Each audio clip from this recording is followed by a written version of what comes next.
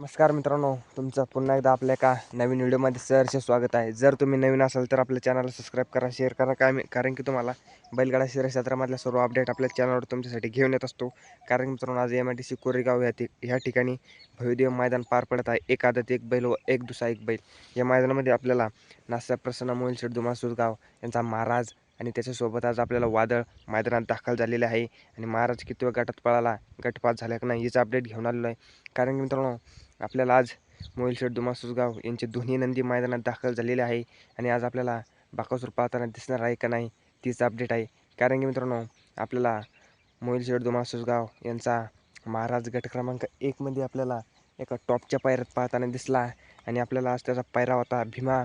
मित्रांनो, तो भीमासुद्धा गुलालात राहतो कंटिन्यू भीमा. आणि महाराज गट क्रमांक 1 मध्ये अतिशय सुंदर अशी गाडी पाहिली मित्रांनो, आणि गटपात झालेली आहे. आणि असेच नवनवीन व्हिडिओ पाहण्यासाठी आपल्या चॅनलला सबस्क्राईब करा. आणि आज वादळसुद्धा लवकरच पाहताना दिसणार आहे, आणि त्याचा गट क्रमांक ते आपण तुमच्यासाठी लवकरच घेऊन येणार. धन्यवाद.